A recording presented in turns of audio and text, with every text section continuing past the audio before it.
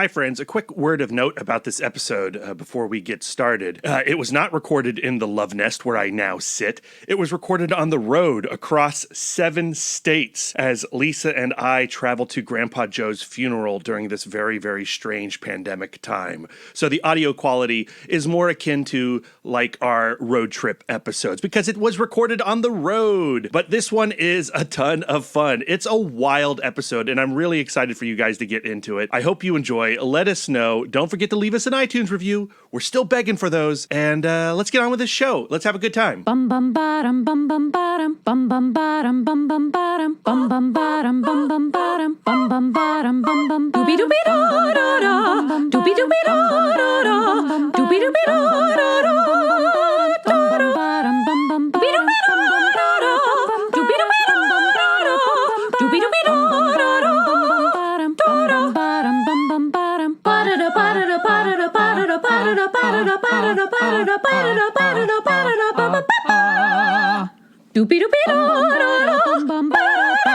You are now in session with the Comic Book Couples Counseling Podcast. I'm Lisa Gullickson. Oh, God, I'm Brian Kesinger. And each month, we evaluate a different iconic romance within the 4-color realm.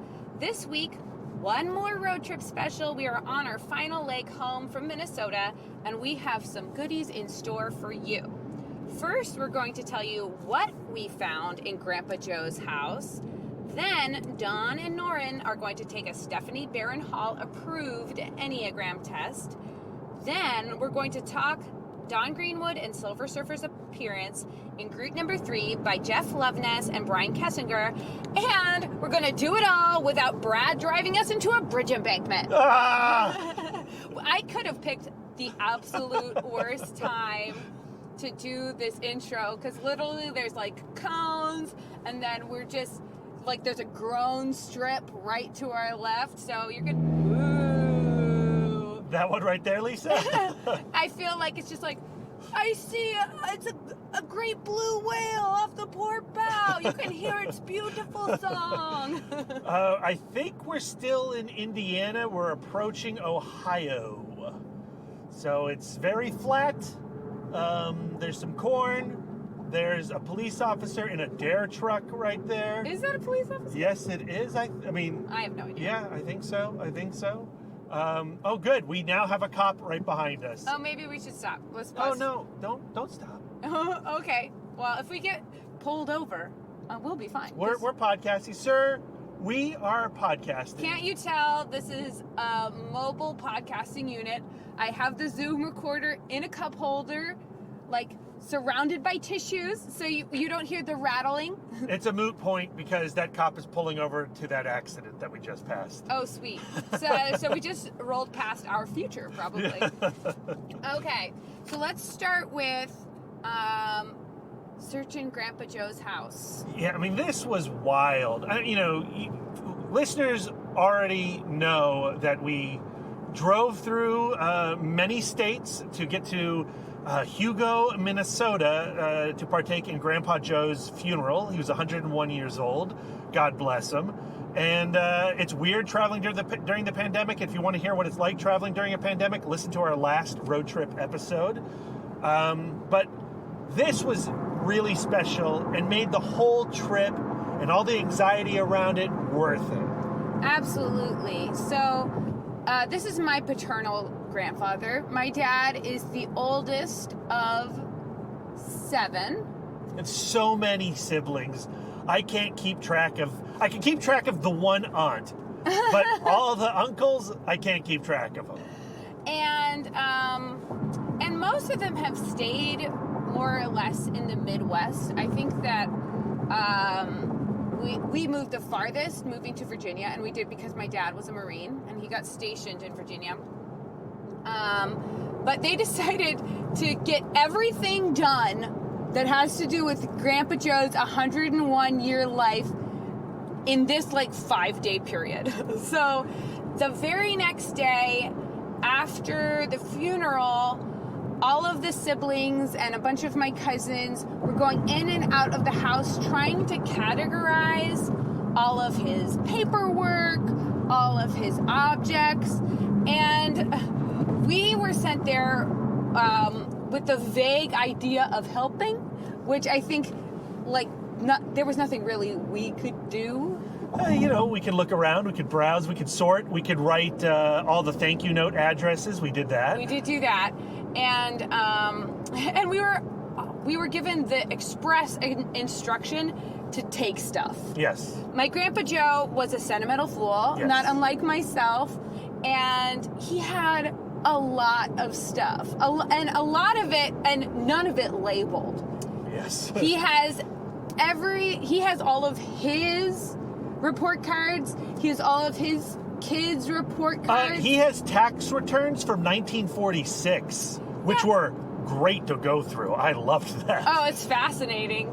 He made $3,000. Yep. That's not bad. That's not bad. That's not bad. 1946. He had a bunch of World War II memorabilia, which was really cool. He had a World War II bazooka rocket in his bedroom, which I was assured was not live. My Uncle Ralph, who is an uncle by marriage, he's married to my Aunt Camille, he goes like, that could be live. We have to call the authorities. And my dad was like, I played with that as a kid. It's probably fine. I love the idea of like my dad as like a 7-year-old child just walking around with a rocket. And I appreciate that. And your dad's right. It probably is fine.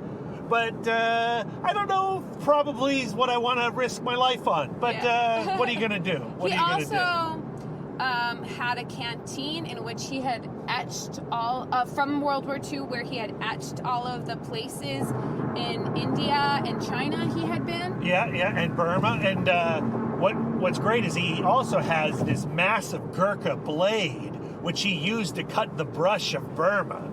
So lots of real interesting history. But of course, Lisa, whenever I wade into a house where there's lots of knickknacks and your grandfather, like you said, collected everything, I'm looking for comic books.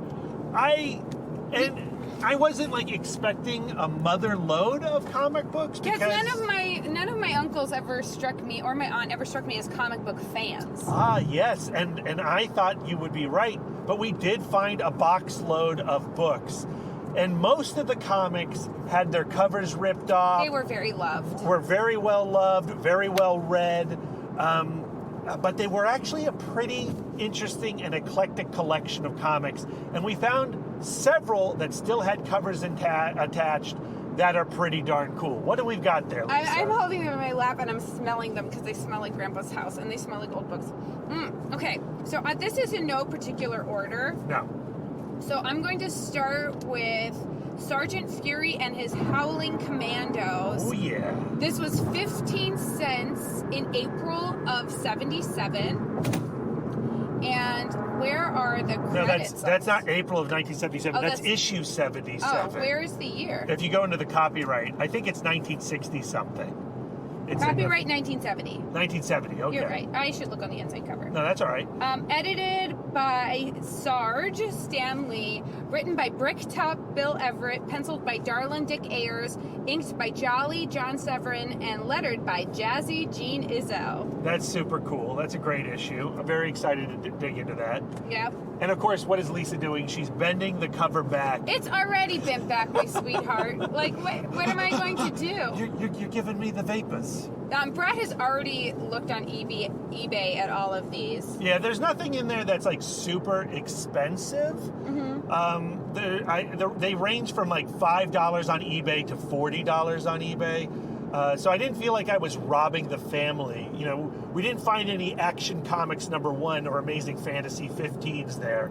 These are all 60s and 70s era comics. It's very sweet. We were talking to my cousin Angie, and she pointed out because we felt guilty. I mean, I felt weird taking comics out of a person's taking house. all of the comics, but Angie is like, there is nobody else. Like, I have 32 cousins, just cousins that are my generation cousins. This is not counting my second cousins and blah blah blah. But of my first cousins, nobody's into comics except for me. Right. So she's like, there is something in that house for everybody in our family. That's true. And we can all take it guilt-free because our diagram of interest is mostly just separate circles. All right, so let's get down to the business of Dawn Greenwood and Norrin Radd, our couple of the month.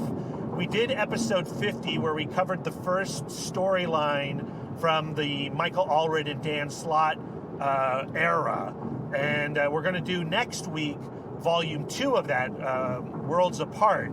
But until then, for the rest of this car ride, we want to do a few fun things regarding this couple that'll entertain us and keep us busy while we're still 7 hours and 44 minutes from home. Yay! The first thing we have to do is head over to the corrections department. Wah, wah. We made mistakes! We made a mistake. Despite the fact that I had it written down in my notes, if you go back to our 50th episode, I said that the Silver Surfer's first appearance was in Fantastic Four number 44. Ha ha, foolish Brad. But thankfully, we have a wonderful listener, Anthony, a longtime listener, and a listener who is imbued with the power cosmic himself, I would say, pointed out to us on Twitter that Silver Surfer's first appearance is not Fantastic Four number 44, but actually Fantastic Four number 48. So if you are a fellow nerd who knows those kinds of facts, and you heard that and you were like, oh, I'd like to tweet at them, don't worry. You could do that. You can if you want to re-correct us. Yeah. But once we've been corrected, now we're back to being flawless. But here's the thing. Anthony is a longtime listener. He is a really good dude. He is a great follow on Twitter. Lisa, what's his follow again? What's his handle? At Anthony Latch, which is spelled, Anthony is spelled like Anthony. Like Anthony. I feel like I don't want to be smug and be like, everybody knows how to spell Anthony. That might not be true. It's ANTHONYLAATSCH. Yeah, but he's a great dude. Big time Silver Surfer, Dan Slott, yeah, Michael Allred run fan. He may be the biggest fan. I don't want to say that in Lisa's earshot, but he may be the biggest fan of the Slott Allred run of Silver Surfer. And it's only fitting that he corrected me. And podcasting is, I don't want to say that podcasting is hard, but when you're rambling into the internet, you're going to say some dumb things. Yeah. And, a detail like that, I wanted to correct it. I definitely want to correct it. Of course. Before you know it, you're cited on Wikipedia, and now it's truth. That's right. That's right. Okay. So, Fantastic Four, number 48. So, now we're going to have Norrin and Dawn Greenwood take their Enneagram tests. So, I was originally going to do this side by side, and I pulled up the Enneagram test that is on the Ennea app, which is one of the Stephanie Barron Hall approved Enneagram tests, from Even though she doesn't like tests, apparently. She doesn't. And I had this is one of the tests I had taken previously before our first Dawn Greenwood Silver Surfer episode, and I got a result. We're passing a hearse, Lisa. Oh, what do we do? Salute? Yep, salute. Salute. Well, that guy's on the phone. Oh, well, he's I guess it's like if you're going to be on the phone with a passenger, it's good that the passenger is already dead. Awful. Okay, so originally I was going to do this as a side-by-side, but apparently they mix up the questions. Yeah. Well, yeah, so when you brought up the app, they don't both start with the same question, so we can't do it side-by-side. Which is a little programming issue, but whatever. This is a road trip episode. It's loosey-goosey. Loosey-goosey. I hate being loosey-goosey. I know you do. What Enneagram is that? The one who's like, I want my notes open, please. I think it's my 5. Yeah. Like, I don't want to, like, the observer. Like, I don't want to say anything that isn't backed up by facts, because facts make me feel comfortable. So how are we going to do this? You're going to do the Enneagram for Dawn Greenwood first, and then I'll do the Enneagram test for Silver Surfer second? Oh, I was going to do Norrin Radd first, since you're driving. Okay, yep. I'm manning the board to me. Okay, well, this first question is great. Okay, so he's no longer answering as Brad Gullickson. He is answering as Norrin Radd. The Silver Surfer, the astronomer from Zen Law. Okay. Are you getting in character? Do you feel your power cosmic? Yeah. Oh, tingling. Oh, this is getting scandalous. Okay. I didn't say where it was tingling. Yeah, but I saw your gesture. I shouldn't describe things. Okay, here we go.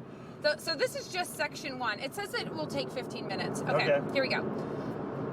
So this is true and false. True or false. Okay, true and or false. And each, what it says is it'll have the little statement, and then underneath it says either mostly true or mostly false. All right. I'm responsible for the deaths of billions. Let's do this. I love to organize everything into a system I can monitor from a distance. This preserves my privacy and safety. Mostly true or mostly false? Say it again. I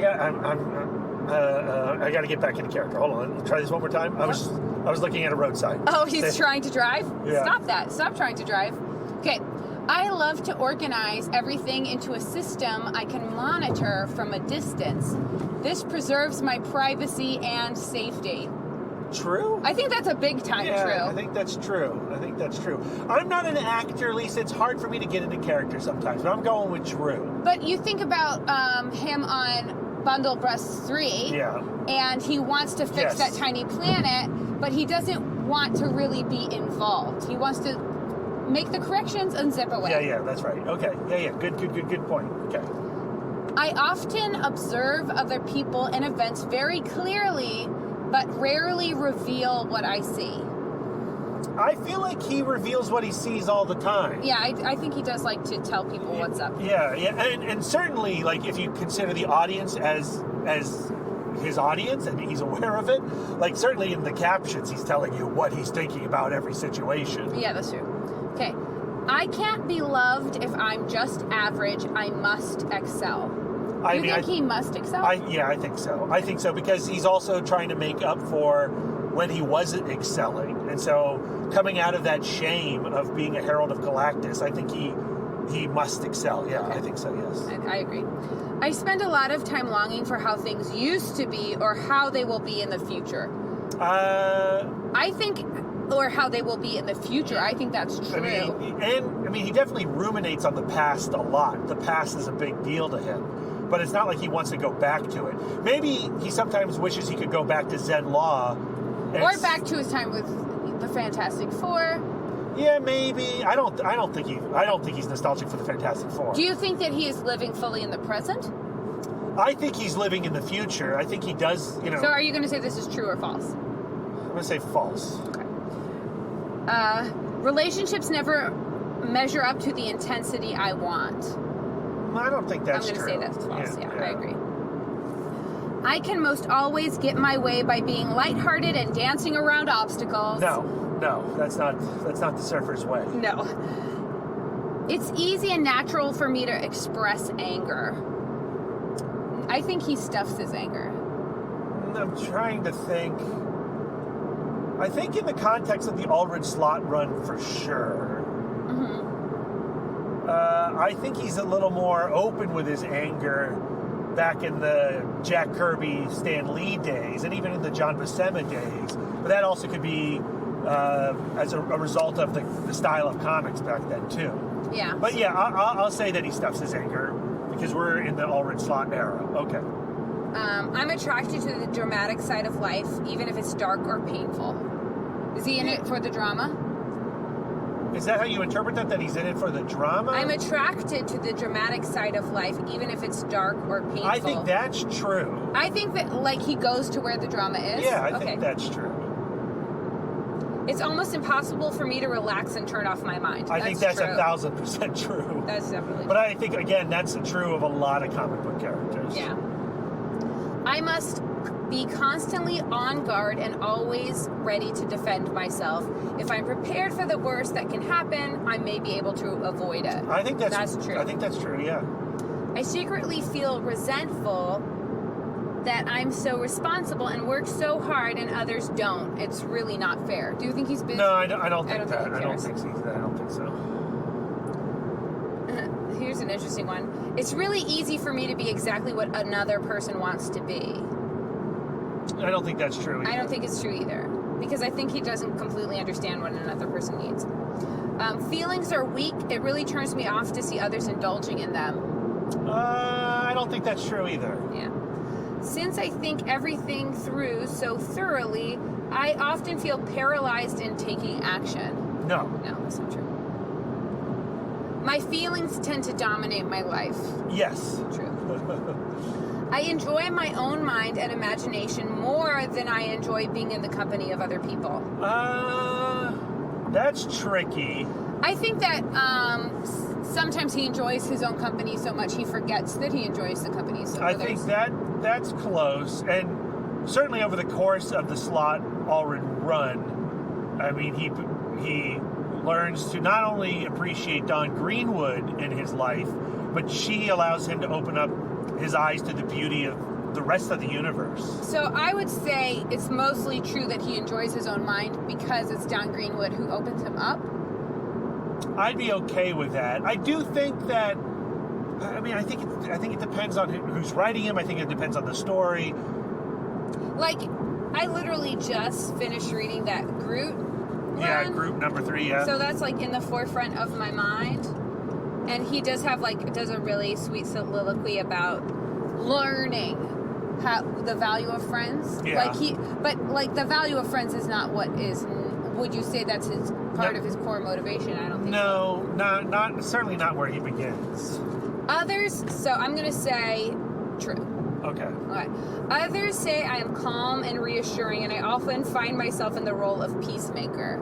I don't would think say that's true. false. I don't think that's true. No. If I want something, I get it. Whenever I get involved in something, I do it 120%, and there's no halfway with me. I think that's true. That's true, yeah. Next.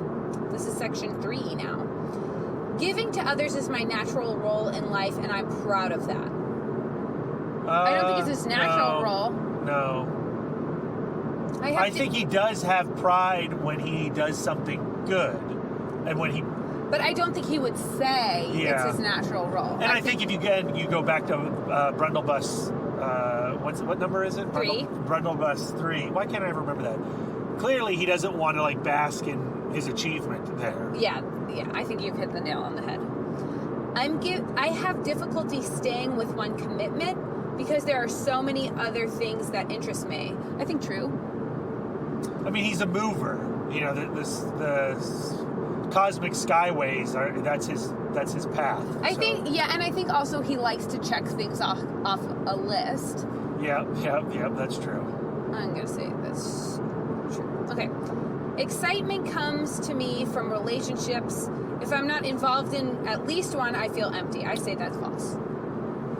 Yeah, that's false. He's pretty comfortable by himself. But I do think when he is by himself, he ruminates on the women in his life that he has lost. Yeah, that's true.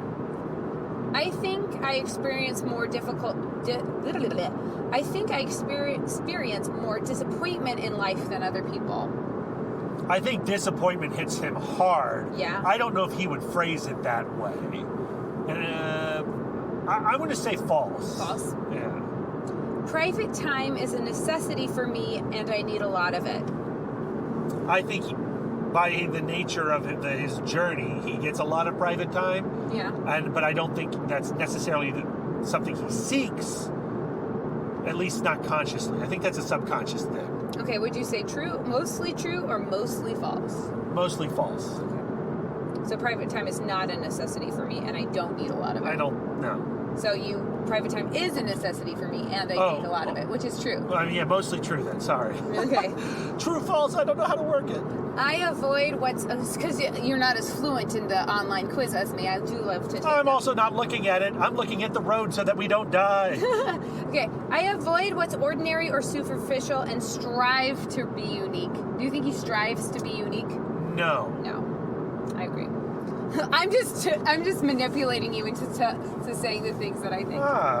He probably, but that's what wives do. Ba-da-bum. Oh man, classic. Other people tell me I'm too sensitive and emotional. That's absolutely false. But I think he is too emotional. Yeah, I think that he's more sensitive than he would let on. I think he's super sensitive, and I don't think he would call himself sensitive. No. I believe in accentuating the positive and eliminating the negative. You think he's a glass half full surfer? I don't know. I don't think that's a value for him. Yeah, I don't think so either. There must be something wrong with me that I don't get the love and satisfaction that everybody else does. I think a little bit. Okay, mostly true. Yeah. I wish there was. I wish there was a neither, like a neutral. But I think that one. I think that's true. I think that's more true than not. Here's something that I feel is true. I'm hardly ever satisfied with the results of my efforts. There's always something that could have been done better. I mean, that's how you feel? That's how I think Norrin feels. Oh, you think so? Yeah. Why do you think that? Because, when he is improving something, I think he does want it to be perfect. Do you think that when he walks away from something, he's like, I nailed that? I think sometimes yes. Okay, so you're going to say false. I'm going to say false. Okay. My likes and dislikes tend to vary depending on who I'm with. I think that's true. And I would include the creators. The creators that he's funny. with. Yeah, that's true. I focus on preserving my resources because I feel there's not enough time, money, space. Others will want, and I think that's false too. He literally has all of all that he needs. He's got the power cosmic. That's right. My mind always goes to what's wrong or what needs to be improved so that things can be done correctly. Yeah, I think that's true. I think so too. He's always looking to do things the most efficient way. Yeah. I am always planning and looking to the future. It's so exciting. I don't know if he would say it's so exciting, but I do think the future is very important to him. So would you say that's mostly true or mostly false? I think mostly false. Okay. Knowing that other people need me is important to my happiness. Well, I think, is happiness the right word there? I don't think he's looking to be happy. I think he's looking to be atoned. Yeah, right. So would that be mostly false? I say mostly false. I'm inclined to do what is most comfortable rather than what is most important to me. No. That's absolutely false. Yeah. I am suspicious of other people's motivations and spend a lot of time figuring out what they're after. I mean, if it's the incredulous Zed, he's certainly suspicious. And when those orbs first show up in the first issue of the Slott Allred run and say, come to the Empiricon. Yeah, he's always to the incredulous Zed, he's always like, what are you up to? And I think he has a right to be, considering that he was the foil for the Devourer of Worlds. That will change your core motivation. Yeah. I'm always concerned with how others feel about me. False. I think that's false. I think it's more about how does he feel about himself. Is it right? Is it good? Yeah. I feel drained by what other people want from me. No, I don't. No. I am often uptight and irritated because I don't have enough time to get everything done. Yes. Yes. I was thinking specifically of him visiting the inn for the first time, and he's just looking for the excuse to leave. I don't need to eat this bisque. Yeah. I enjoy making do with the least amount possible. Does he enjoy it? He's certainly capable of doing it. Well, but the thing is, the least amount possible is literally everything in the world, because he can do anything. Yeah, so I would say that's false. Yeah. I don't understand why others have to be unhappy. There is no good reason to waste time thinking about. Yeah, this is false. It really irritates me when I see others break the rules. Really irritates me when I see others break the rules. I think that's true. I think so too. Yeah. I experience frequent mood swings. I mean, I think that's true. I love to start interesting new projects, but often following through to the end is boring. I think that's false. I think he does finish things. I agree. This is my test, but I agree with you. I'm just thinking about, since we have to do it twice, I'm just thinking about time, because this is already 19 minutes. I can't understand why others focus on questions like, who am I? What's really important? Oh, I can't read. I can't understand why others focus on questions like, who am I? What's really important is how well I'm doing. He understands that. Because that's what he does. Yeah, that's true. Okay. I spend a lot of time focusing on my abilities so I can be efficient and successful. That's true. I think that's true, yeah. Next. Section 6. Jeez Louise. Other people... Ooh, lightning. Did you see that? I did not, but I saw it earlier. Okay. We're heading into a storm. Excite. Other people have said I'm too cautious or fearful. No. Yeah, I agree. If someone hurts me or mine, it's legitimate for me to take action take charge of their punishment. Yes. True. Once I'm alone, it's much easier for me to sort through an event and examine my feelings. Is it easier for him to do it? He certainly wallows on his own. I think, I don't think when he's in the midst of action, he's thinking about his feelings. Yeah, agreed. Relationships often seem frustrating and confining to me. Relationships also being friendships. Maybe teams. He doesn't seem to stay on a team. Yeah, I mean, he has periods with them. I mean, he likes to go, like, his status quo is traveling. Yeah, he's a traveler. So... No. So relationships seem frustrating and confining because he's... I guess at the beginning, again, like... I would say that's true. That's true at the start of... Yeah. As long, like... The only reason he's cool with having Dawn Greenwood around is because she's literally going to be standing on his surfboard. Again, I feel like he sort of gets that reset every time a new writer takes over. Yeah. But okay. Yeah, okay. I doubt and question almost everyone and everything. I mean, he does question a lot. I mean, again, he's a little wary of people because of the whole Galactus situation. Mm-hmm. I think that's true. I think that's true. I have no tolerance for frustration. I must be in control of getting what I want. I think that's true. I think so too. I love being central to the well-being of my loved ones. No, I don't. No. Not at the beginning. Yeah. I have difficulty prioritizing and making decisions because everything seems equally important to me. False. Yeah, you're right. I'm always aware of some authority and their directive. I mean, if that authority is Galactus, I think he's always aware of Galactus. So would you say that's true? Yeah, I think that's true. And even beyond Galactus, I mean, he also has eternity to deal with and all. Yeah. Section 7. I keep my friends and associates' business, family activities apart. Many of them have never met. I think that's true. Yeah, it's true. Other people tell me I'm driven and demanding. I think that's true. I will ignore my feelings in the interest of peace and harmony with others. No. I like the familiarity of daily routines and the comfort of settling into a serene... No. Yeah. I'm an expert at adjusting and adapting myself so I have the right image to get the job done. Yes. I am focused on a constant drive to improve myself and others. Yes. Yes. Others tell me I'm too much, too loud, too intense. Apparently I intimidate them. No. I mean, again, that's sort of similar to the other question. And I said yes the last time, but the way it's phrased here, I'm going to say no. Okay. I agree.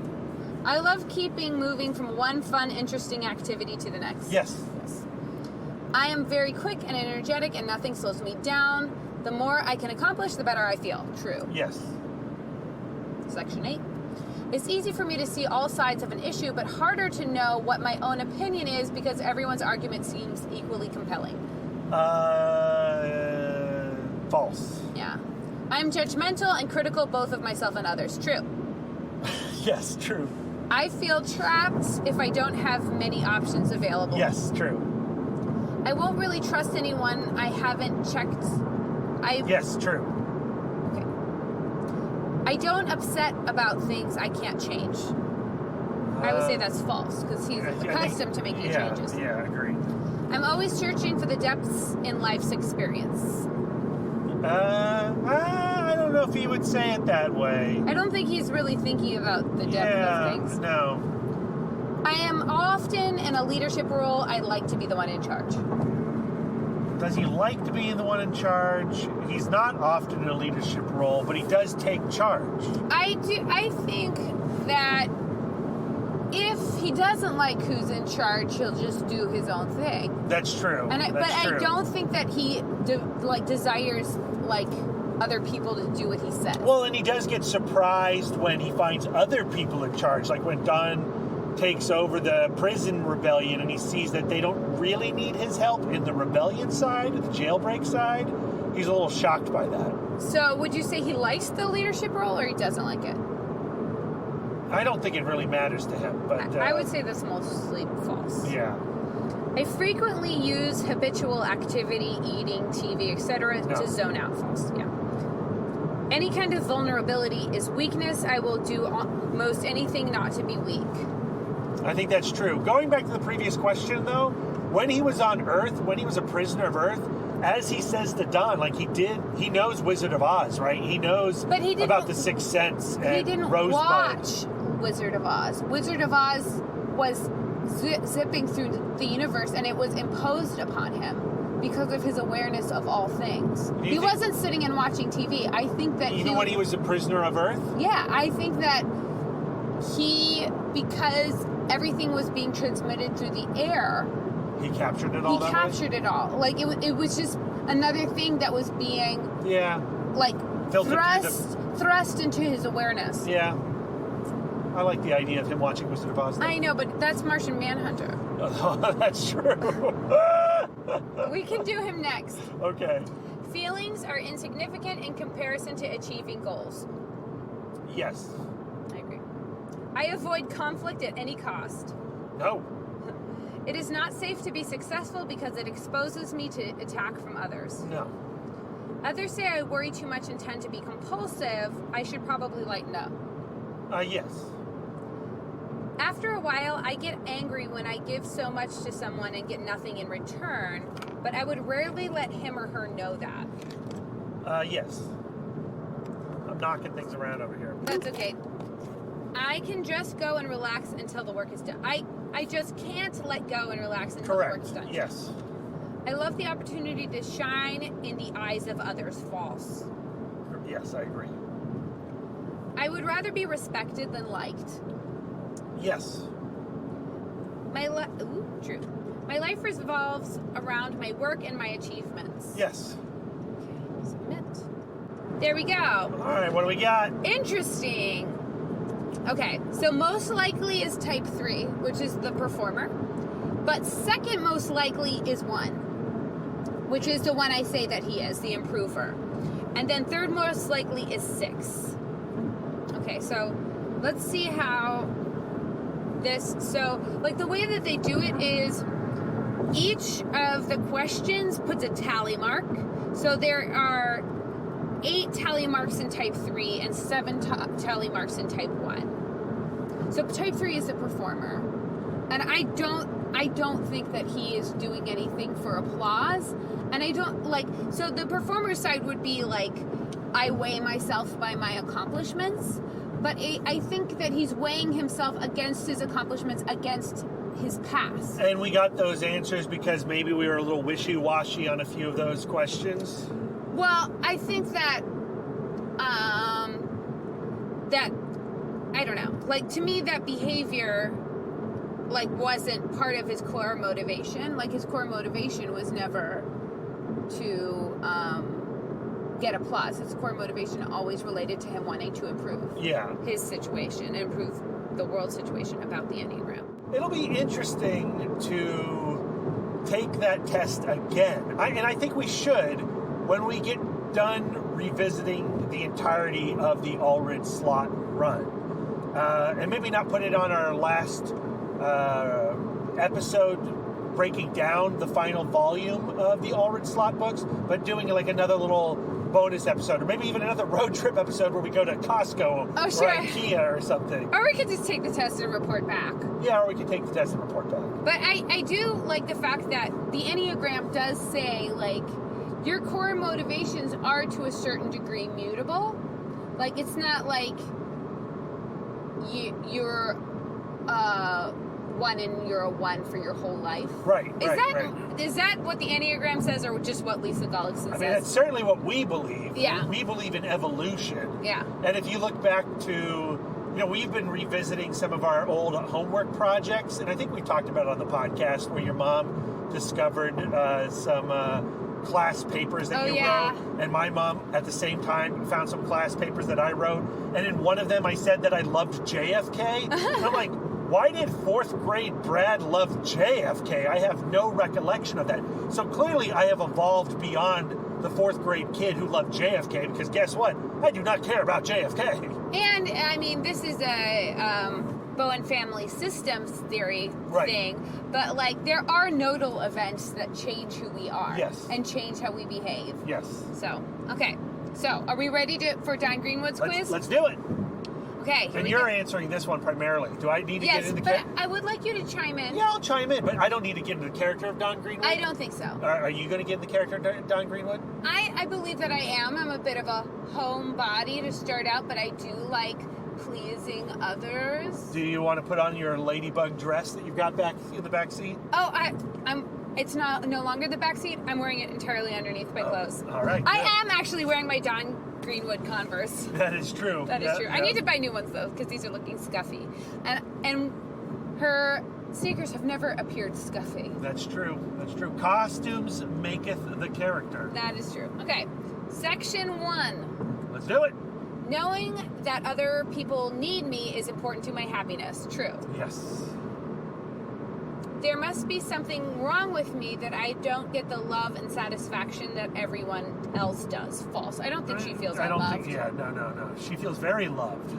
My feelings tend to dominate my life. I would say that's true. I think that's true. I enjoy making do with the least amount possible. I wouldn't say that she enjoys it. But she does, though. What do you mean she does? I mean, all she does is, not all she does, but all she requires is what she has at the end. But I don't think that she is. But is that the least? But I don't think that she would say that like being at the inn is roughing it. No, but I guess Eve certainly would. Okay, well I'll say true. I'll go with what you say. I must be constantly on guard and always ready to defend myself. If I'm prepared for the worst that can happen, I may be able to avoid it. No, I don't think she's a prepper. No.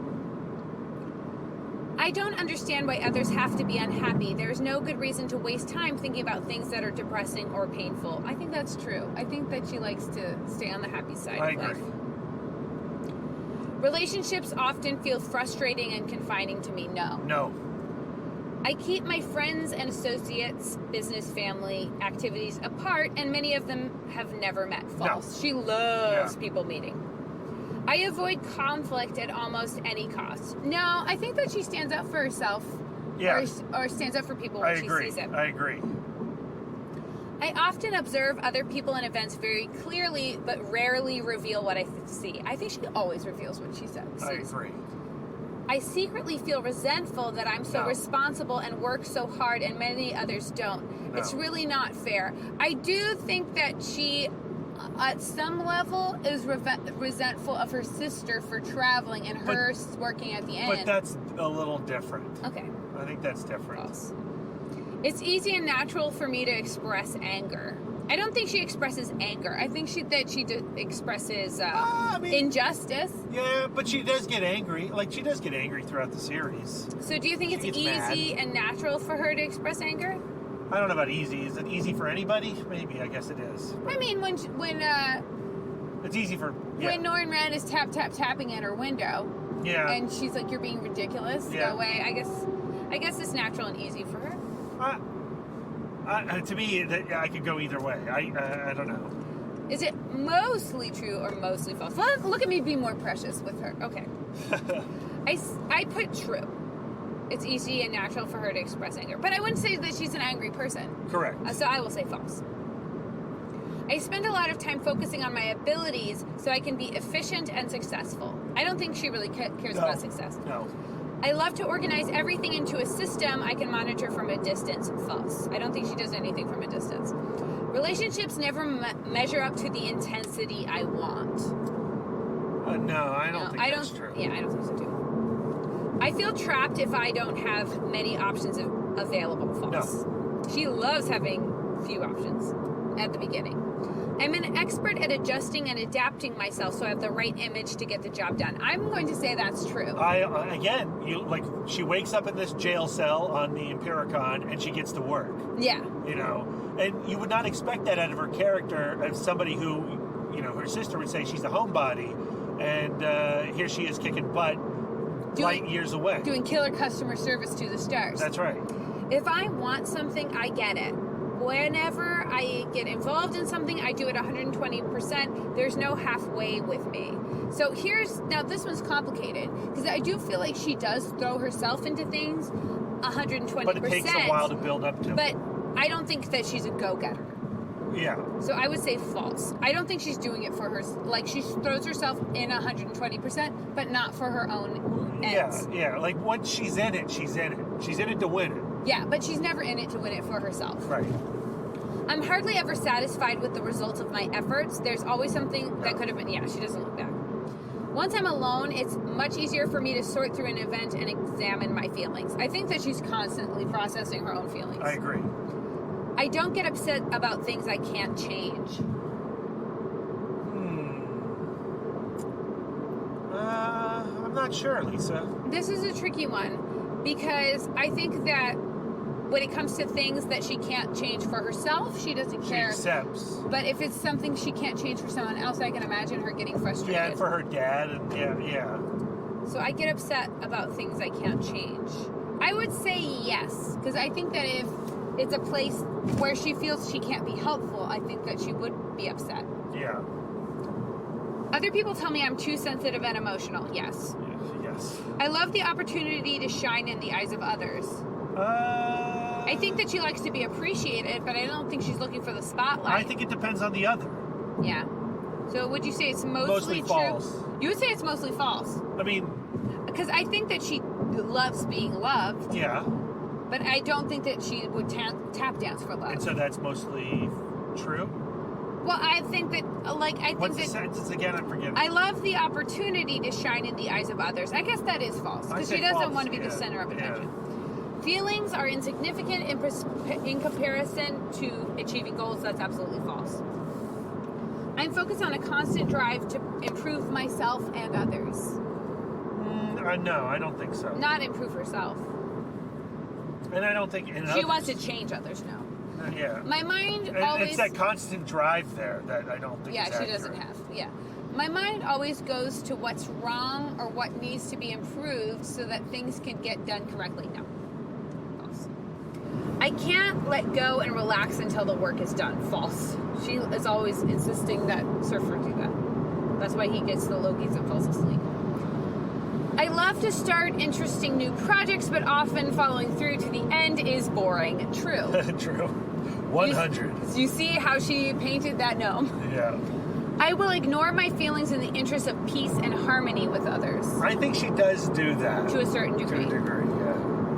I love to keep moving from one fun, interesting activity to the next. I think that's not necessarily something she would have thought or even described herself when she was in Anchor Bay, but I do think it is true. And I think she comes to learn that that's true. So, would you say that that's mostly false or mostly true? I think it's mostly true. I love moving from one. But, is what interests her the activity or is what interests her the company? I think the activity too, but I don't think she would phrase it, but I think that is true. Okay. It's not safe to be successful because it exposes me to attack from others. I don't think she thinks about it at all. False. Other people tell me I'm driven and demanding. False. Others say I worry too much and tend to be compulsive. I should probably lighten up. False. I'm always aware of some authority and their directive. No. False. Yeah, I guess she kind of does her own thing. I can most always get my way by being lighthearted and dancing around obstacles. True. Yes. Since I think everything through so thoroughly, I'm often paralyzed in taking action. And we're going to come up to a issue where she is paralyzed in taking action because she is enjoying her place so much, even though she feels like there's something wrong. But I'm going to say, as a rule, this is false. Right? Yeah. Agreed. Next. If someone hurts me or mine, it's legitimate for me to take charge of their punishment. I don't think she's out to punish people. No. I enjoy my own mind and imagination more than I enjoy being in the company of other people. False. Yeah, false. Others say I'm calm and reassuring, and I often find myself in the role of peacemaker. True. True. Any kind of vulnerability is weakness. I will do most anything not to be weak. False. Agreed. I feel drained by what other people want from me. No. False. I focus on preserving my resources because I feel there is not enough time, money, space. False. My life revolves around my work and my achievements. False. I don't think she's achievement-minded. I'm judgmental and critical, both of my false, yeah. I'm inclined to do what is most comfortable rather than what is most important to me. I would say at the beginning of the comic, true. I think that's true. Yeah. Next. Section 6. We're much more efficient reading these the second time through. Yeah. We just passed a Trump billboard and gave it a select finger. We won't get political and say which finger. My likes and dislikes tend to vary depending on who I'm with. I think a little bit. I think a little bit because she's a people pleaser. Yeah, a little bit. Degree. Yeah. But I do think that she is out searching for her likes. But I guess maybe. So would you say it's mostly true? Mostly, yeah, I'll say it's mostly true. Yeah, mostly true. I like the familiarity of daily routines and the comfort of settling into a serene, cozy environment that doesn't change. True, particularly at the beginning of the comic. True. 100. And she values home very much. I can't understand why others focus on questions like, who am I? What's really important is how well am I doing? I don't think that she thinks about how well she is doing. Do you think she thinks about who she is? A little bit. I think she does reflect on, we see her reflect on, the choices that she's made, especially in relation to Eve. So what do you think she prioritizes? Finding herself or doing well? I think doing well. She focuses on doing well? I don't know. That's a tricky one. That's I don't know. Honestly, I don't think. I feel like at the beginning of the comic, she knows who she is. She thinks she knows who she is. Yeah. Yes. I think she knows. She thinks she knows who she is. So we're gonna say false. Yeah, that's tricky, but okay. True. No, I think that's true. She can't understand why people would think about who am I. Yeah. I'm okay with it. I'm a little uncomfortable with that, but that's okay. Yeah. This is why Stephanie Barron-Hall doesn't like quizzes. Yeah, quizzes shouldn't define you, certainly. Well, and especially when you're in interpretation mode, a lot of these sentences can have a lot of different shades. Yeah. I am suspicious of other people's motivations and spend a lot of time figuring out what they're after. I think that's false. False. It's easy for me to see all sides of an issue, but harder to know what my own opinion is because everyone's arguments seem equally compelling. I think that she can identify with every person. Yeah, I think so. Yeah, okay, she's a machine for empathy.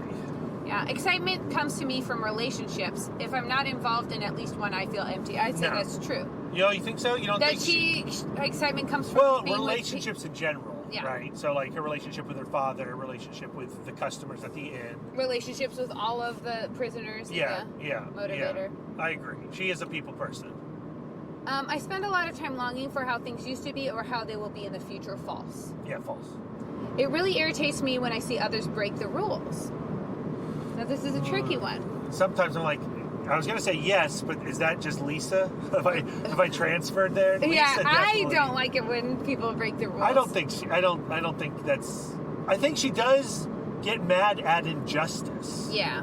But is injustice breaking rules? I don't know. I'm going to say mostly false. Yeah, I'll say mostly false. I am often uptight and irritated because I don't have enough time to get everything done. False. I don't think she's an uptight person. Private time is a necessity for me and I need a lot of it. False. No. I have no tolerance for frustration. I must be in control of getting what I want. False. I am attracted to the dramatic side of life even if it's dark or painful. No. False, yeah. It's really easy for me to be exactly what another person needs. Yes. I think she's an adapter. Yeah. And I think that she likes to be exactly what another person needs. Yeah, which I don't see as a negative. I don't either. Yeah. I don't either. I think that's like the ability to, I think that she likes to meet other people's needs. Yeah. She brings joy by meeting other people's needs. I think that's good.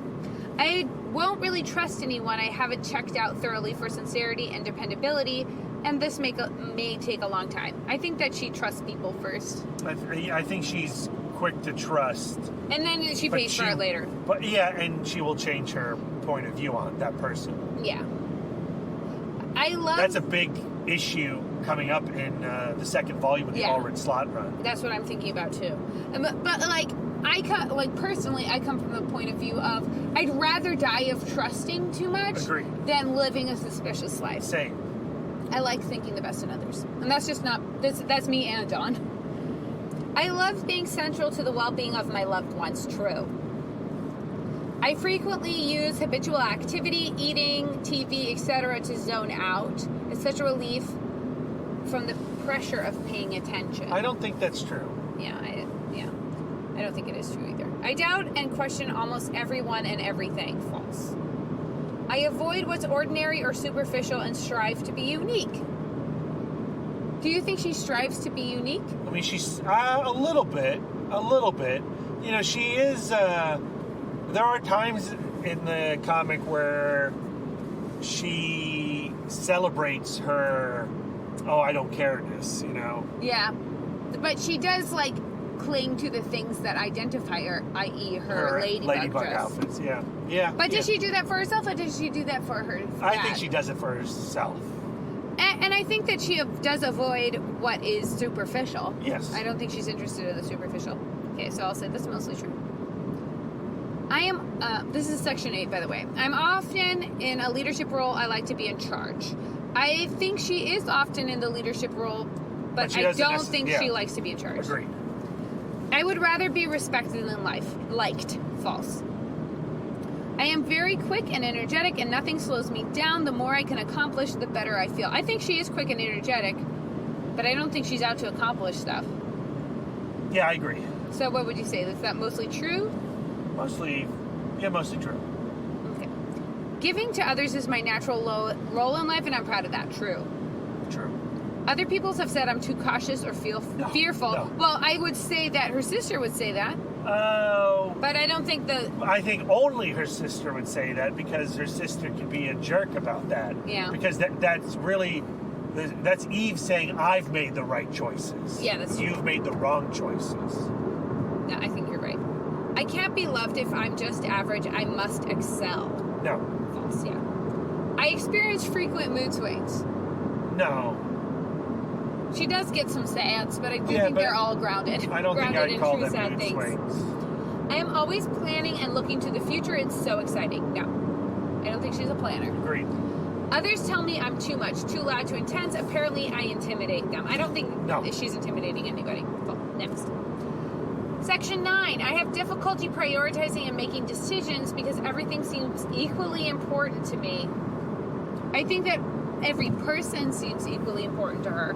But I don't think she has difficulty making decisions. I think sometimes when she has to make decisions, she doesn't necessarily want to, but when she recognizes that she needs to, she does. Okay, so would you say that's mostly false? Yes, mostly false. After a while, I get angry when I give so much to someone without getting anything in return, but I would rarely let him or her know that. No, false. When she's unhappy with Norrin Radd, she lets him know. I believe in accentuating the positive and eliminating the negative. True. I experience more disappointment in life than other people. False. False, yeah. It's almost impossible for me to relax and turn off my mind. False. I do think she likes to relax. Yeah, I agree. I'm always concerned with how others feel about me. Do you think she's concerned? I know that she loves to be loved. I think at times she is. I think so. I mean, she's certainly concerned about how Norrin Radd feels about her. I'd say mostly true. And I think she's concerned about how Eve thinks about her, and I think she would be super concerned about what her dad thinks about her. As she's zooming off into space. Yeah. Feelings are weak. It really turns me off to see blah. False. I'm always searching for the depths in life's experience. I don't know if she starts off that way, but I think that becomes a value on her journey with the surfer. I think she values life. I think that she wants to experience rich things. I think she does, and then when the opportunity presents herself, she grabs a hold of it, obviously. Okay, so I'll say that's true. Mostly true? Yeah. I have difficulty staying with one commitment because they are so... This is false. There we go. I got the result I wanted. I win. So most likely type is 2. And then second most likely type is 9. So 2 is the helper. And if you listen to our previous episode, I do think that is the one that she is. Yeah. Or 2 episodes now. Yeah. Second most likely is 9, which is what I think her dad is, which is the peacemaker.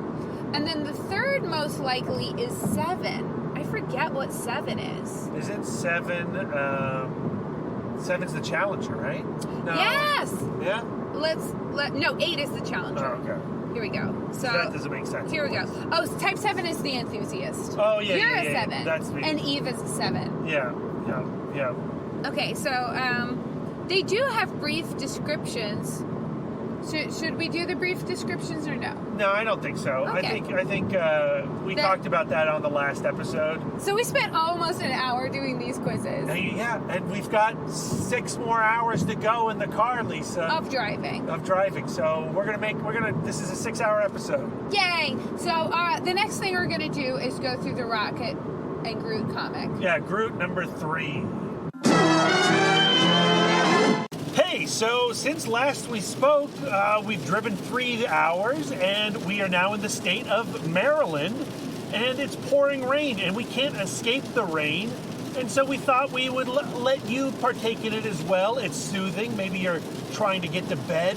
A little rain will rock you to sleep. Oh yeah, people pay big money. For yeah. this kind of like nature car sounds. Yeah, I'm sure there's like a $1.99 app for it. So much for us like editing this all together so it sounds like one big long conversation though. Nope. That's not gonna happen. That did not happen. Best intentions. But we are ready to talk about Groot number 3. Yes. I've already lost in my notes. Oh, here they are. By Jeff Loveness and Brian Kesinger. Yeah. I met Brian Kesinger. You did? In passing, and I totally snubbed him by accident, and I feel guilty to this very day. Oh, well, you have to explain that story a little bit more, Lisa. Where did it happen? At San Diego Comic-Con. What were you wearing? I was wearing my Dawn Greenwood cosplay, and I was just kind of, it was like super crowded. Weren't we going up an elevator? No, but we were in like Escalator? a very crowded byway. Okay, yeah. And somebody recognized me, which was extremely rare. Most of the time when I'm in my Dawn Greenwood cosplay, they're like, hey, what's her name? Miraculous. I kept on thinking Maleficent. That's not right. That person is very confused. But he was like, hey, Dawn Greenwood. And I was like, hey, you got it. And he's like, I just drew a comic about Dawn Greenwood. And I'm like, this guy is creepy. I don't trust him. It's just a random dude commenting on my cosplay. But then I looked him up later. I was like, oh, shoot. Well, because he's like, yeah, Groot. And we're like, oh, okay. And then that's when we looked him up. Because he did mention Groot. And I followed him to this day on Instagram and Twitter. He's a great artist, a great follow, and hopefully I'll get a redo on that someday. Hopefully. This comic is very important to Dawn Greenwood because it is the only full storyline to feature her character outside of the Allred and Slott run. Now, Dawn Greenwood does appear in, I believe it's Civil War II, The Fallen? But barely. Barely. She's like in 3 panels. She doesn't even say anything. I wish that more of the Marvel Universe embraced Dawn Greenwood. Yes. I do think that she could be an asset in many situations. Yes. Well, you need other writers to take on your cause, to take on your characters, to bring them into a full life outside of your one specific storyline.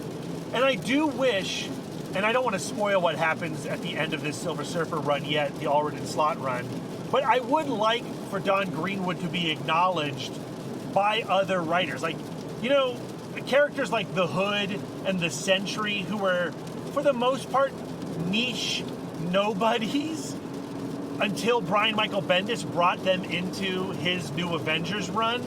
And you need somebody like Brian Michael Bendis to resurrect the concept of Dawn Greenwood to bring that character's value up within the universe. I think Dan Slott and Michael Allred did a really graceful job of kind of, the campsite rule of leaving Silver Surfer in a better place than where they found him. Yes. But in a way where somebody else could come out and use his character without him being so dramatically changed. Yes. It's done in a very graceful way. But it also created an opportunity for this beautiful legacy for Dawn Greenwood's character that I feel like just got kind of skipped out on by the rest of the Marvel Universe. I hold hope for the Dawn Greenwood idea to resurrect. Yeah.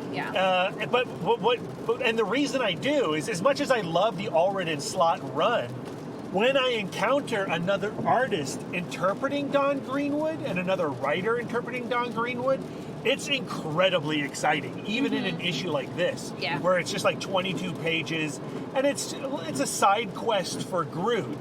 But to see Dawn Greenwood in this environment with different writers' words coming out of her mouth is like, it's exhilarating. It's super fun, and I think that they really captured like Dawn Greenwood where she was. This is her very new in her space quest, and she's very excited about how this intergalactic travel is opening up her imagination, but also opening her up to a whole new just worlds and worlds of new people. Yeah. And how those new people, she's learning that encountering new people helps her know herself better. Yes. She states it beautifully in the comic. And I think that Silver Surfer also does a great job of saying, like, I have this new person in my life, and I'm learning something from her every day. Yes. I would put this story somewhere along the lines of the all-new Marvel Now .1 issue involving the cosmic rays. It feels like that period of Dawn Greenwood's narrative. Yeah. And you know, I like how the story starts off, and Silver Surfer and Dawn Greenwood have literally bumped into Groot. They've crashed their surfboard into Groot in the spaceways. And Groot is completely frantic because he's become separated from Rocket. Yeah. And he's using this little electronic contraption to track him down. Yes. So I would think that Silver Surfer's power cosmic would prevent him from having such fender benders, but I think that Rocket, Groot, because he was in such like a frantic state, was maybe a little less predictable in his movements. Yes. I'm putting that on Groot. I like it. So when they run into him, they can see that there is something bothering Groot, but Dawn Greenwood is alarmed by Groot's language, and she's immediately concerned that she's not going to be able to communicate with him and figure out what his needs are. And Silver Surfer is like, well, we have this shared history. We've rescued many people together. And Dawn has met Groot once. That's in true. issue 4 of the Allred and Slott run. But I don't even think they didn't even mention it in this issue. Oh no, they mentioned it once. She says, "I think we've met before." Oh, maybe she does. But that's the extent of it. But they certainly didn't communicate because she was shocked by his language, his limited vocabulistics. Yeah, vocabulistics. But Dawn Greenwood goes like, well, this is just somebody who needs help. And so she's like, so let's help. So they're able to figure out that he is looking for someone, and Groot is able to give them a general direction of where Rocket is. And Dawn is like, well, Norrin, you can totally handle a general direction. And they start looking, but Groot is getting increasingly more frustrated, and we get this beautiful panel. Yes. So, I would say that Brian Kessinger's art really excels in its depiction of Groot. The facial expressions are so heartfelt, and you feel the pain, the worry, the anxiety, whatever is required, whatever the story requires out of the character. Kesinger nails on Groot's expressions. It's so good. And Dawn Greenwood uses his expressiveness and her ability to empathize to go like, well, clearly he needs some kind of pep talk, and Norrin gives him this beautiful speech, which is tabby number 3. Dawn refers to it as surferizing.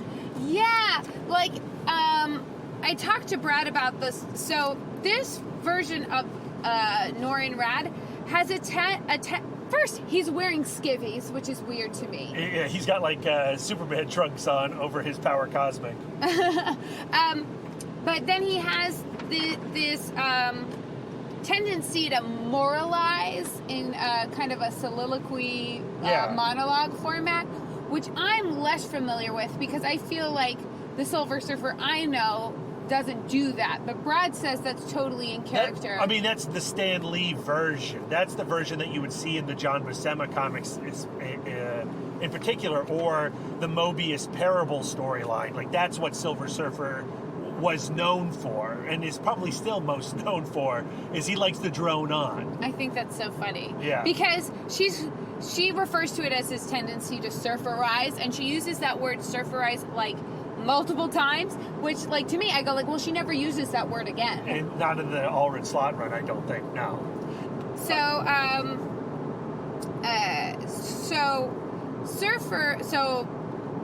Dawn is like, you need to talk to him. You have this shared history.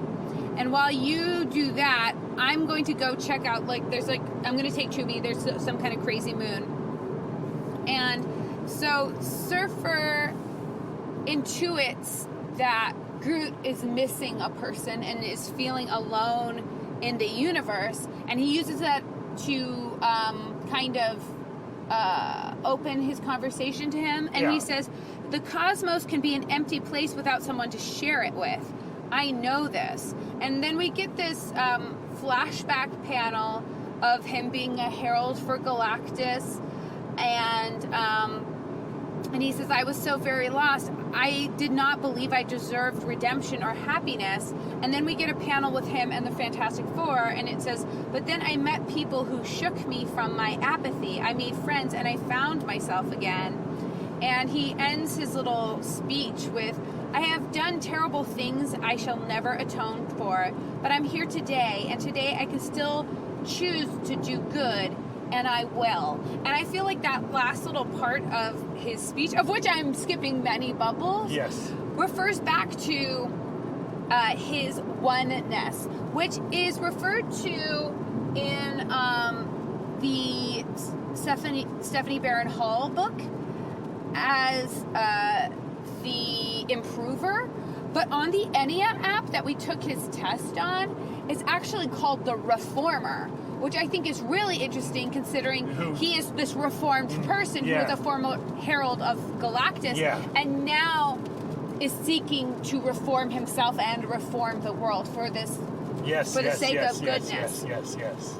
So I think that's... like this page here where he's reflecting on his time with Galactus and his sins, right, that he has to atone for. This page shows up in every iteration of a Silver Surfer comic.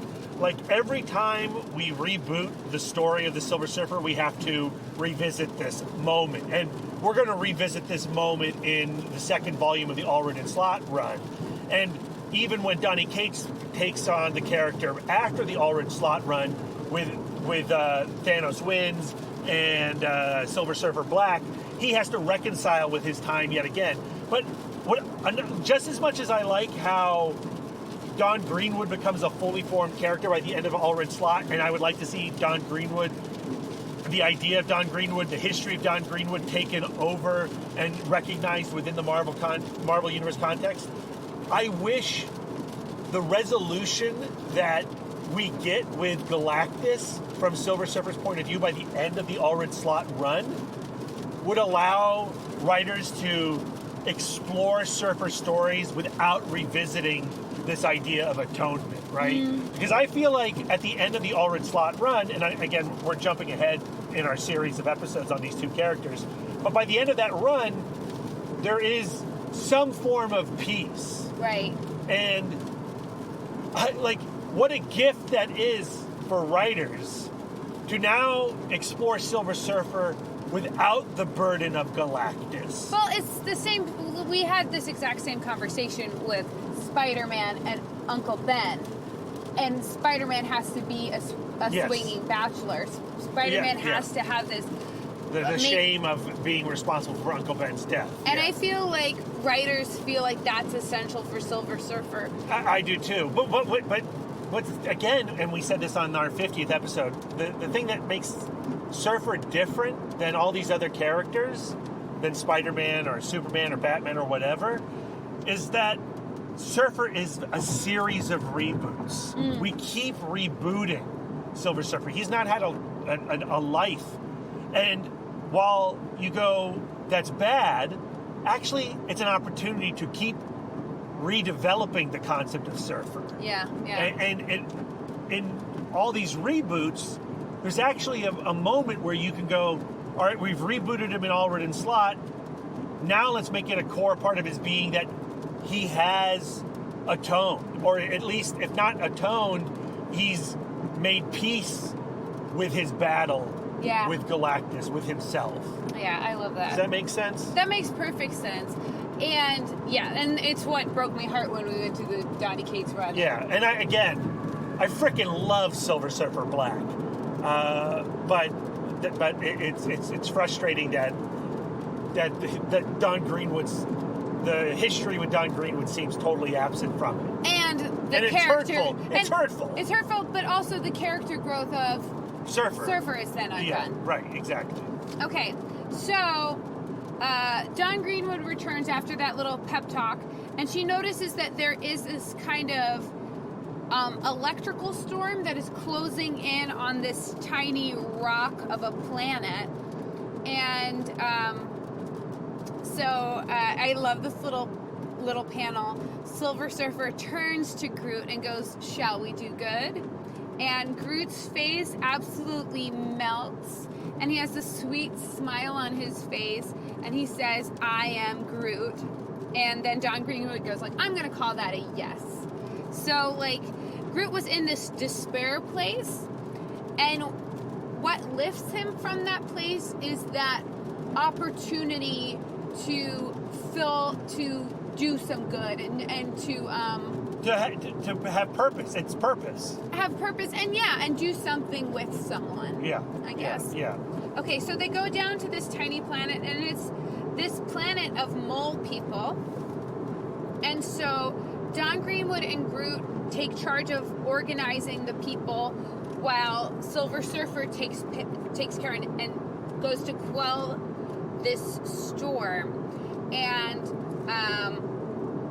so immediately Groot sees that he has this ability, like he can use his tree powers to shelter people.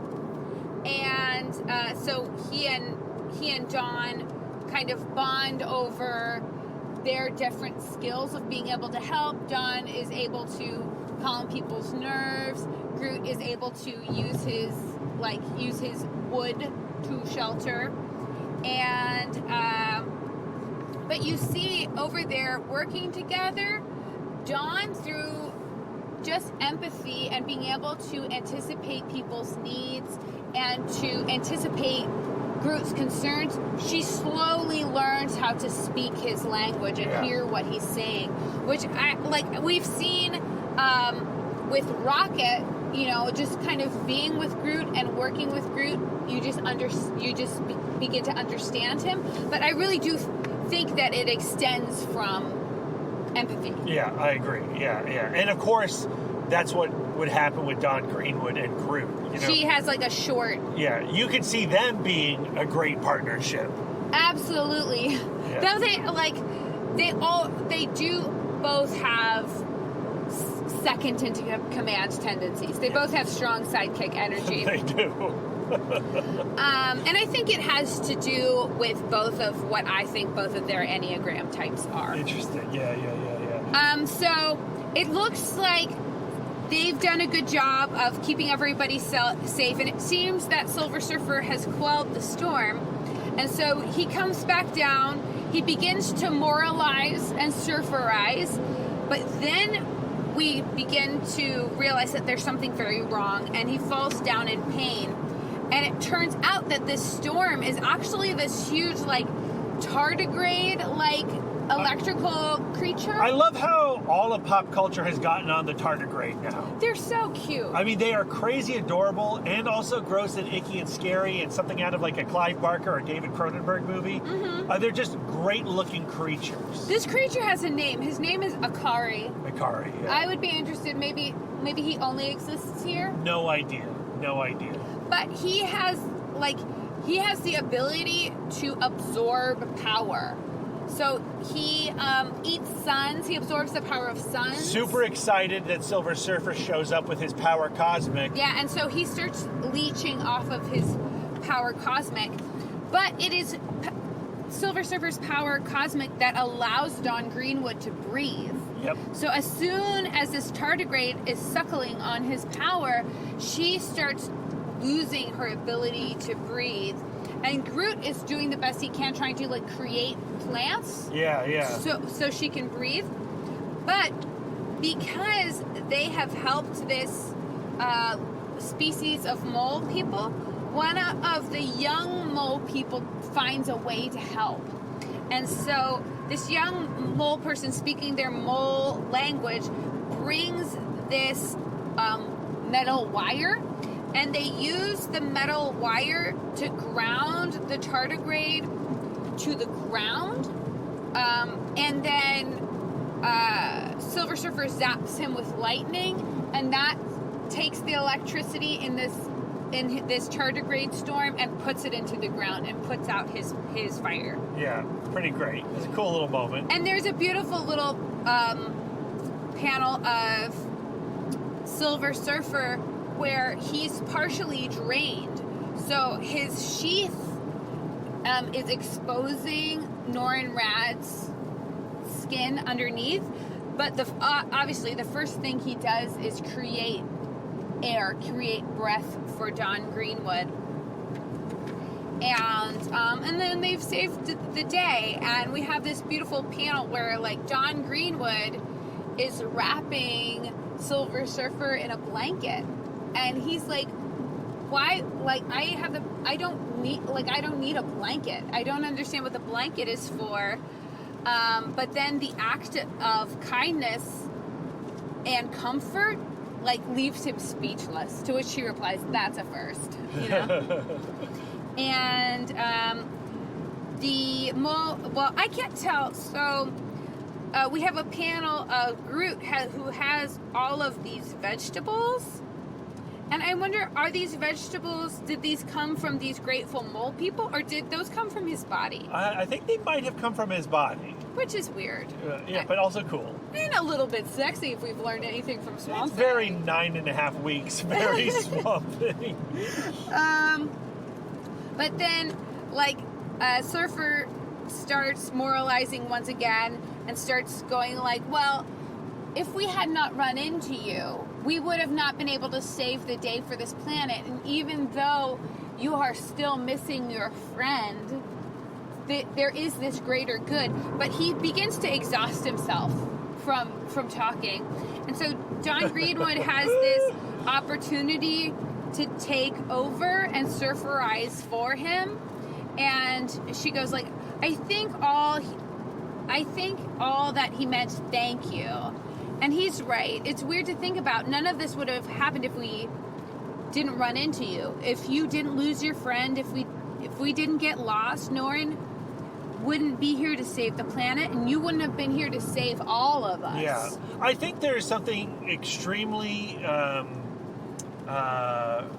resonant and at the core of Marvel Comics and at the core of, I would say, American stories, is that failure is not failure.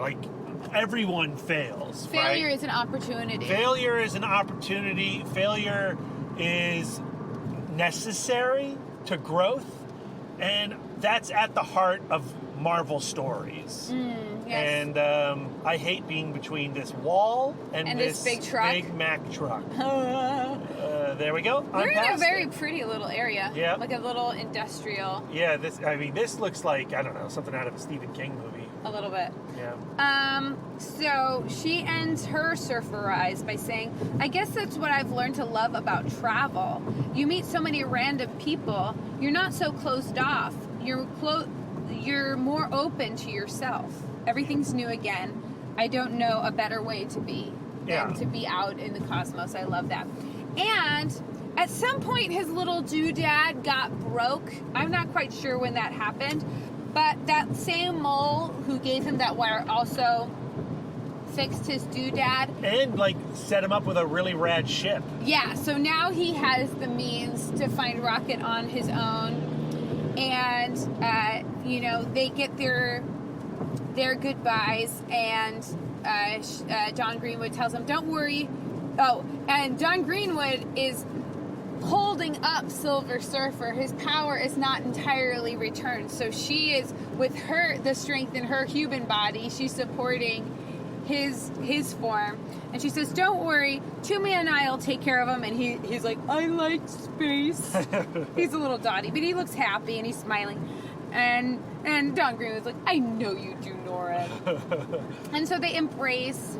And Dawn Greenwood says, if you're ever in Massachusetts, let me know. I know a great place for you to stay. Yeah. So she extends this beautiful invitation to her home. Yeah, it's a fun, cute comic. And again, made all the more so because it's one of the rare appearances of Dawn Greenwood outside of the Slott Allred run. I do think that this book does connect into Dawn Greenwood's two-ness. She is the helper. She does look for what's needed, and she goes what can I do in my limited capacity to understand people's needs and help meet those needs? And the power of that is also that she doesn't see her humanness and her non-cosmicness or superhero-ness or whatever as a barrier, right? She never uses it as an excuse to pass the buck. Right. There's always something that she can contribute to. And how is that not the most heroic action out there? There's so much to take from that one little aspect of Dawn Greenwood. Mm-hmm. We could all use a little more Dawn Greenwood in our personalities. Yeah, and I do use her as a model sometimes. Yeah, you do. Absolutely.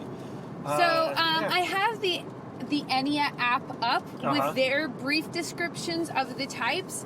They do correlate very well with the types as they're presented in Enneagram and Love. Though, like I said, some of the titles are a little different, which I find interesting. So I've already mentioned that type 1, which is in Enneagram and Love as the improver. In this, it's the reformer. Yeah, I like that. I think I like that even more. I do too. And the gifts of the reformer, which I think is Silver Surfer, is honesty, industry, responsibility, ethical, and fair. Will work hard for the vision of improvement. And its goal is to embody integrity through perfection and to be beyond reproach. Cool. I don't think that the goals necessarily line up perfectly, since his core motivation is so attached to his need for atonement. Here's type 2. Type 2 is still called the helper in this, and so this is Dawn Greenwood, which the gifts are giving, supportive, sensitive to others' needs and feelings, energetic, and romantic. I think that's perfect. That's Dawn Greenwood to a T. And her goal is to stay connected through partnership. So, to me, I think that Dawn Greenwood on her own does like to attach. So when she's at home, I don't if she was at the Greenwood Inn, I think that she would be directionless without her dad. Right. But the fact that she's there to help her dad gives her direction. Yeah. I agree. Yeah. Oh, that's very cool. Very cool. So I have some ideas of what I think Groot might be. Oh, yeah? So my first inclination was to go type 6, the loyalist. And the gifts because he is so Loyal to Rocket and the Guardians, yeah. But, like, when I read this description, so I'm going to read the complete description. It's not long. But it starts out by saying, too much fear of fear. Seek safety from harm in the dangerous world through vigilance by imagining the worst case outcome in order to prepare. Looks for the hidden agenda. Mistrusts others. Is both obedient and rebellious with authority. Ambivalent, indecisive, of fear of error.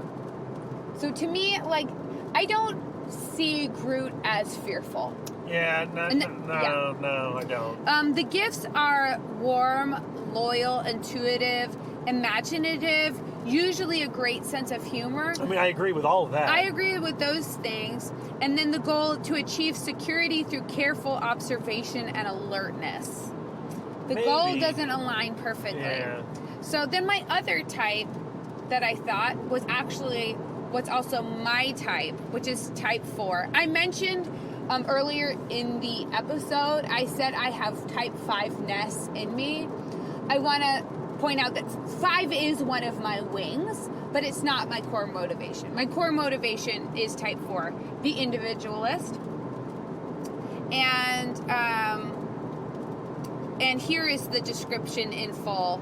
And we have Groot in our minds for this. Right. Okay. Intense emotional highs and lows. Fears abandonment and loss. I mean, that part a little bit. Well, he definitely fears abandonment and loss in this particular this issue, because he's really looking for Rocket. Driven to search for lost ideal love. I don't know. I don't think so. Dissatisfied with life as it is, longing for the unavailable, so lives in past or future, succumbs to sadness and melancholy, creates dramatic crisis. No, I don't. I think the other one is more accurate. More accurate. Feels unique and special. The one on the outside looking in. You know, I've encountered Groot a lot in comics. I've never really considered Groot that much, though. Well, it's so complicated because we can't underline what he's feeling with text. Yeah, I mean, again, it depends on the version of Groot that you're reading, but yeah. But here's the type 4 gifts. Depth and intensity of feeling, creative. So this is what, to me, feels Groot a little bit, is the desire to express the essence of life and empathetic. Yeah. Goal to become authentic through unique personal expression. Maybe that's not. I don't know. I think I would need to really read some more Groot comics with the Enneagram in mind before I was to feel comfortable about it. Yeah. But the loyalist seems right, at least from what we've pulled from issue 3 of the Groot miniseries. Bonus, I think that Rocket, even though we didn't see him in this particular issue, is a, platonic ideal of the Challenger. So certainly in the movies. So, yeah, in the MCU in particular, believes being strong, powerful, and domineering is the only route to safety. Aggressive and impulsive, expresses anger readily, but has difficult feeling dependency or softer emotions. Admires strength, denies own weakness or fear. Gifts: courageous, good leadership qualities, powerful, straightforward, protective of the weak. Goal: embody power through control and dominance. Interesting. Especially if you think of how Ace are described in Enneagram and Love, I think he definitely can be misconstrued as a bully. Yeah, and again, looking at the MCU version, which is what I know best. Yeah, Guardians of the Galaxy Volume 2 is all about that, and his relationship with Yondu and how that evolves him beyond that. The Rocket in the comics post the movies aligns pretty closely with that. I don't know if I would say that about the Dan Abnett Rocket, but interesting. Okay, so I think we've reached the portion where we can talk about what we've learned. Is there anything you learned in this discussion today, either through what we've learned through the Enneagram app or through this? Honestly, my big takeaway from Groot 3 and this conversation is really coming around to what a heroic figure Dawn Greenwood is. And what a brave character Dawn Greenwood is. And you know, she is a sidekick, but only because of narrative constraints and how she was sort of introduced. What do you think? But that was purposeful, and I think over the course of the Allred Slott run, she's less and less of a sidekick. I mean, I think that sidekick has a bad connotation. For sure. To me, I feel like I'm a natural second in command. I'm a person who definitely does not like leadership, but I love jumping on and being a creative and supportive mind within a cause. Yes, I agree with that, Lisa, and I understand what you're saying there. But I do think the further we get into the Allred and Slott run, what you see is a partnership between the two and not a hero sidekick situation. Yes. And you know...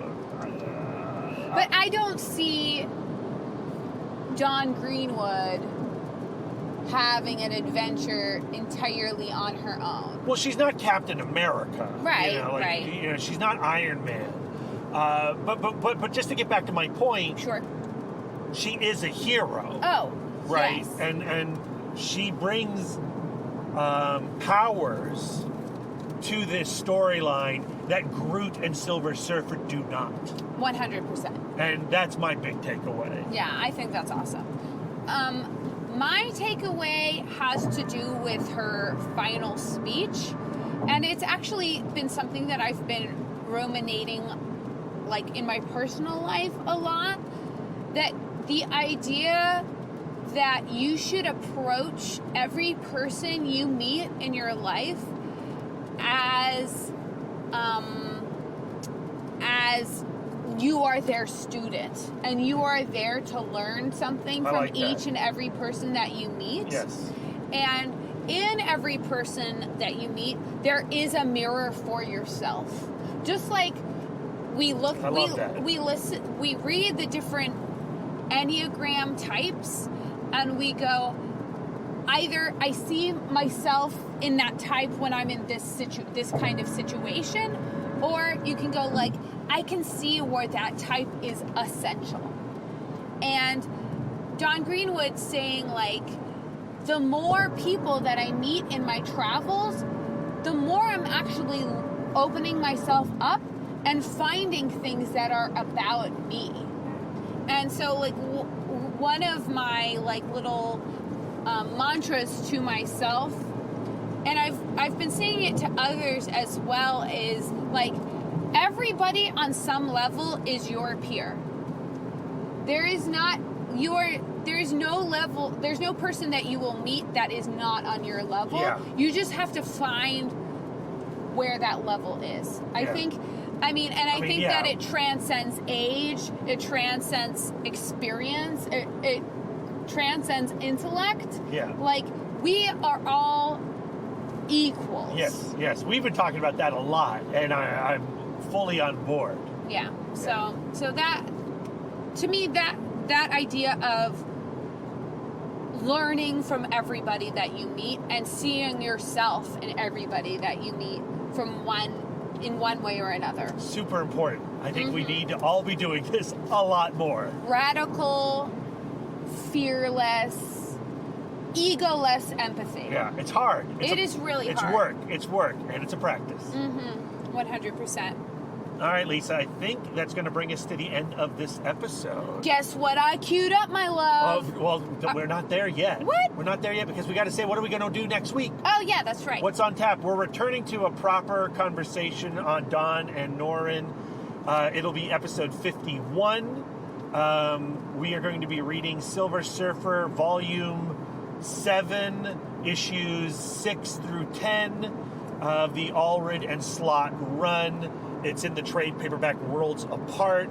I feel like the numbering is so snobby. You can call it Volume 2. The trade paperback Volume 2. I know. But when I get to this point, I like to be specific. But is it specific or is it just confusing? Oh, it's confusing. There's been 7 volumes, and before we get to the end of Allred and Slott run, there's going to be 8 volumes of Silver Surfer comics. Oh, man. And do we count Silver Surfer Black as the 9th volume? I don't know. Or is it a miniseries? Look. Worlds Apart is the trade paperback. It's volume 2 trade paperback of the Allred and Slott run. Thank you, my love. Thank you. I'm super excited about it. It's the big Galactus storyline. It's going to be great. It's going to be great. And for that episode, we're going to be covering part 2 of the Enneagram in Love, and I'm excited to dive right back into that book by Stephanie Barron Hall. I'm having so much fun with it. I'm having a blast with it, and I loved our little Enneagram things. I hope our listeners enjoyed it as much as we enjoyed going through it. And I do encourage you, the Ennea app, it's spelled ENNEAAPP. Yeah, I'll try to put a link in the show notes. It's free, and the quiz is free. There is opportunities to buy things on the app, but why? Just download the app, take the quiz. Like I said, when I took this quiz, I got 5, which I feel like is not me. So you can take it with a grain of salt, but I do like their little descriptions of the types, and it's just fun to explore. And then you just throw the app away if you don't like it. Yeah, why not? And you can always when you discover your Enneagram type, you can always send it, tweet at us, use the hashtag #SurfinTypes. Yep. We have had some answers, which is exciting. We'll share those on our next episode. So we're spelling it surf letter N types. So it's SURFNTYPES, which I think is not the most straightforward way to spell it, but what are you going to do? Oh man. Okay. Well, this is the great thing about this episode, Lisa. It started in Indiana. Yeah. We're now in Maryland. That's right. We recorded it over the course of 5 hours. That's right. Something like that. In between recordings, I had a full-on panic attack. You did. But I interviewed the cinematographer of Lovecraft Country. That's right. Between us, we've eaten 4 peanut butter and jelly sandwiches. I've eaten 2. Almond butter and jelly sandwich. We ran out of peanut butter, but honestly, almond butter is pretty great. Yeah. Now we're just talking to talk. This is the longest episode, but But hey, I'm having a good time. I just hope that our listener is having a good time. There's a 15-second skip button. They can hit it. Max mentioned, he's one of my friends on Instagram. He's also a listener. He did mention that our 50th episode was our longest episode, and it felt like a jab. I'm overly sensitive, though. It probably wasn't. It was probably just a nice person making an observation. Well, episode 51 is going to be 3 hours long. I know. But you know what? You don't have to listen to the whole thing. No.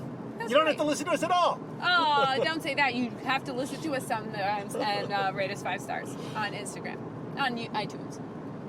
Okay, anyway. Are you ready for our outro for real? Let's do it. Tamim, I'm just going to use the copy from last time. Tamim, my Brad, it's time to surf the cosmic skyways. Where can our listeners send their words of affirmation to you?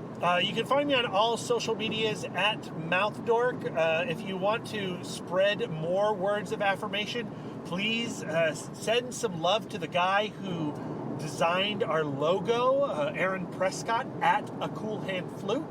You can send some love to the person who designed our 50th episode poster, as well as our website banner, at Karen X-Men Fan. Actually, it's at Karen _ X-Men Fan. They are the best.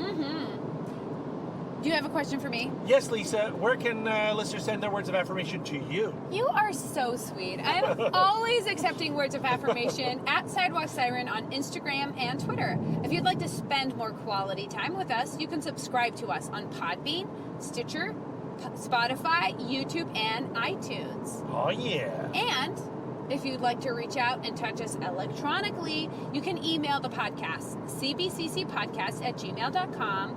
You can visit our website, comicbookcouplescounseling.com, Or you can follow us on Instagram and Twitter at CBCC Podcast, and you'll see some sweet pics of our road trip. What? I keep making that sound. That's my new thing. That's going to be part of the CBCC drinking game. Yeah, how many times does Lisa go? So until next time, folks. Oh, wait. Oh, scheisse. What? You can give us the gift of 5 stars on iTunes. If you'd like to do an act of service, why not write a review of the show while you're there? We are fluent and receptive in all 5 love languages. It really warms our hearts and helps the pod. So good, Lisa. Thank you so much. Thank you. So, can I do it now? Yeah, go for it. Until next time, folks, keep your love tank full. And your psychic rapport open. Doobie-doobie-da-da-da.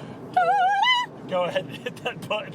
Oh, sorry. Doopy doopy bum bum ba da bum bum ba da ba.